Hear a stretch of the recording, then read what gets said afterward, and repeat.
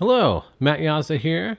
Today's episode will be the glass stone, basically a glass weight. I'll be starting off here with a 28mm solid borosilicate rod. And I'll begin to heat a large band in the middle and push together. And this will begin to create a large disc. This is very similar to the Maria push in the last episode. That was with a hollow tube. This one is with a solid rod, which is quite heavy, so I'm going to have to take a little break here. Now, there's definitely more ideal ways to do this technique, especially if you were looking to make a whole lot of these. I would probably cut the rod down first and attach punties on the ends. But I just like to do it this way once in a while for a little bit of exercise and a little bit of fun too. This is actually very similar to how I made the glass hammer, even down to the loop on the end of these glass stones. So right now I'm heating more of the rod in front of the gather and pushing it in. It's better to heat up the rod more than the gather because that's where the new glass that makes the gather larger comes from, is from the rod. And now I'll just flame cut it off with a little swirl and attach a punty. The swirl helps from pulling out a long string of glass. It ends up getting wrapped on the gather instead. And so you can try this technique with a smaller rod to attempt to gather a glass a little bit faster. But for a large rod like that, I would definitely be using a lathe if I had it.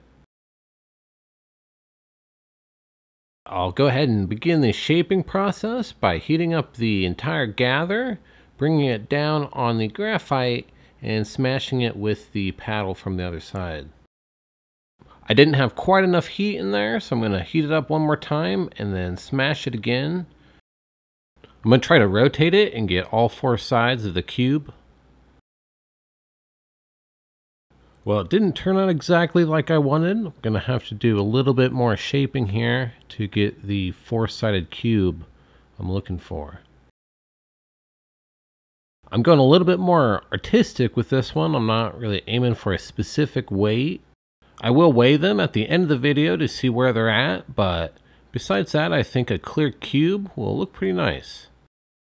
I was originally going to go with a 1 pound cube, but after realizing how big that would be, I figured I'd have to go with something smaller, like in the grams range. So maybe like a 50 gram and 100 gram weight would be ideal. But overall, its general purpose is just to pull down a rope for the gravity battery experiment. So it doesn't have to be very specific. It does need a hook though to attach the rope to. And so now to finish the other side of the cube, I'm going to go with a cold punty that I'm attaching outside of the flame. This is different from the hot seal connection, which is attached inside of the flame. Cold seal attachments are meant to break off very easily with a tap of a tool. They should break off without leaving too much extra glass and without damaging the piece you're working on. Of course, you have to be careful not to accidentally knock it off when you're moving things around. As a safety tip, I try not to hover any hot pieces of glass over my hands or legs. Just in case it does fall, it doesn't fall on me. Also, speaking of safety, Kevlar gloves and protection for your forearms would be a good idea. And not so much for direct contact with hot glass, but for the radiant heat that comes off of it. It does radiate out quite a bit of heat, especially with larger gathers, but I just haven't found the right pair of gloves for me. But that's why I have the face shield for larger projects like these. I'm dripping out the top of it with a lot of heat and gravity. This will be the attachment point for the loop. Here's a cool shot of it glowing in the dark. You can see the base of the cone is glowing a very hot orange, while the tip of it is already cooled off. It's barely glowing at all. And now with that larger stone annealing in the kiln, I'm going to punty up with a piece of rod here and make 2 smaller stones. And with the large size of that first stone, I'll have to run it through a very long annealing cycle. I'm going to go for 6 hours at 1050 Fahrenheit. It's also a digital kiln, so once it's done, I can start dropping it down very slowly instead of just turning it off. That will let it cool off very slow and evenly, all at the same rate. And that's very important to avoiding extra stress and cracks. And now this rod got pretty badly damaged here at the end, but I'm going to work with it anyway. Even though it's broken, it shouldn't leave any imperfections in the finished glass.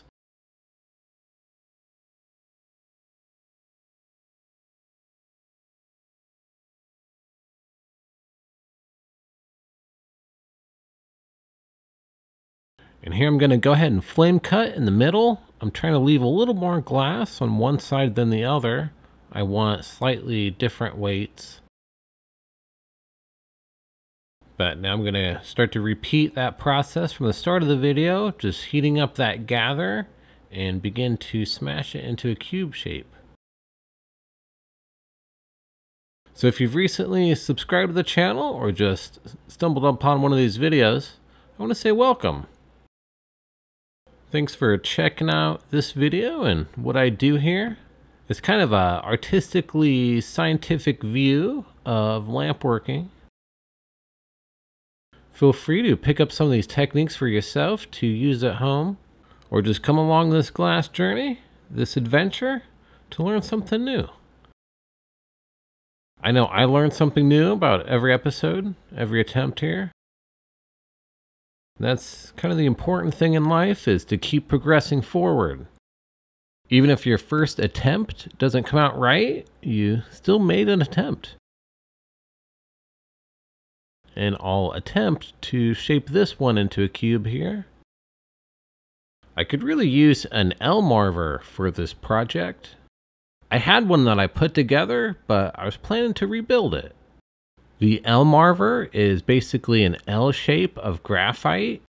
That and the paddle would allow you to shape 3 sides at once. And now I'll start in on the smallest of the 3 glass stones. This was that section of the rod that was pretty badly damaged. I'm starting on the end and working my way back, kind of pushing the heat back towards that sensitive area. And then if I do get any bubbles or imperfections, I can always pull them out with a rod or tweezers. It'll just be on the surface, so I won't actually be removing that much glass. Which is kind of a good thing about working such a large diameter rod like this one. You have a lot of glass trapped underneath the surface, so you can kind of clean up the surface as you're going. Whereas if you were to gather up a smaller rod like the punty I'm holding, you would end up wrapping a lot of that surface area into the gather and all the imperfections with it. Here I've got my punty rotating at an angle against the marver. I'm tapering it like a pencil. And then I'll connect up with a slightly cold punty to the bottom of the cube to finish up the top. Starting out, it can definitely be difficult getting the right temperature for your cold punty connections. It's definitely more of a range you can go, more of a variant. You know, too cold and it won't stick at all or hold any weight, but too hot and it'll melt in like a solid connection. If anything, I would rather go too hot than cold. That way it doesn't break off and fall on me. And I'm going to remove a little bit of extra glass just to make sure it is smaller than the last one. One thing I'd like to demonstrate with the pulleys is something called mechanical advantage. Mechanical advantage is a technique for setting up a system in a way that is most efficient in reducing the amount of energy needed to achieve a specific goal.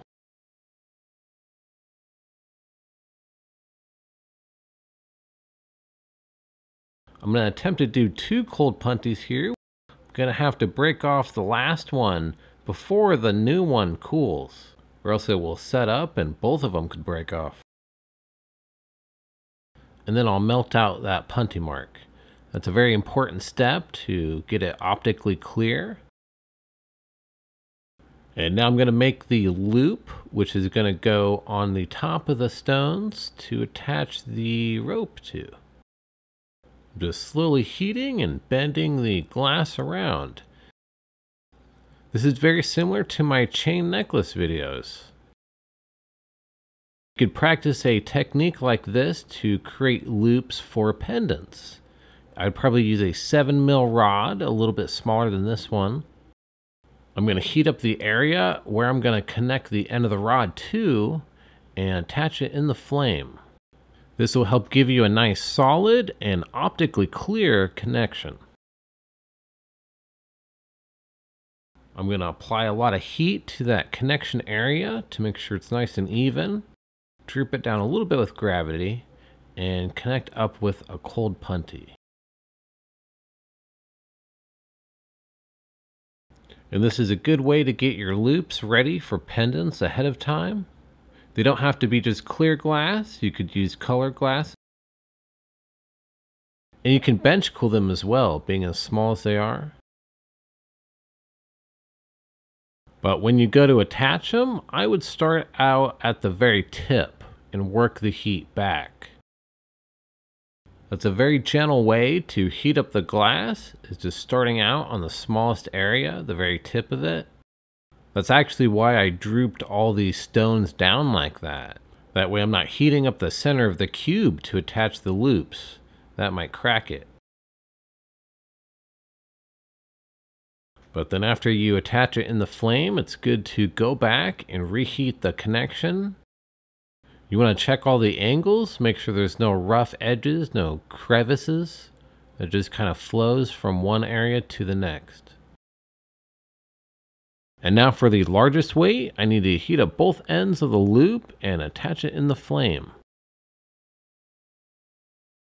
And now I'm going to go back in and reheat that area a little bit to make sure it flows nicely.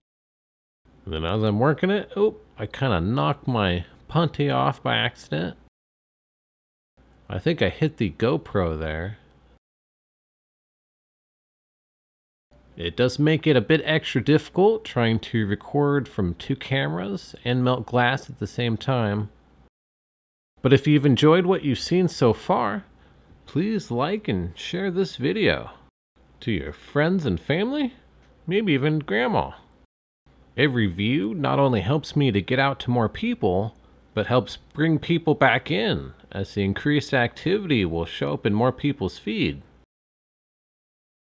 And so after I get the punty marks melted out, I'll put it in the kiln and we'll see what it looks like. Here's the smallest weight. It looks like it's pretty close to 75 grams. That's pretty cool. And now for the medium-sized weight. Whoa! Booyah! Wow, it is so close to 100. I can't believe that. That is a lot of luck right there. And of course the biggest one is over limit, overload, so I have no idea how heavy it is. And so here they are up close. I'm really liking the little one. It's very cute. And here's the 100-gram weight. It's looking pretty clean. I'm still surprised I got it so close by accident. And then the large mystery weight will lead us to the end of the video. So thank you for watching, and as always, stay melty.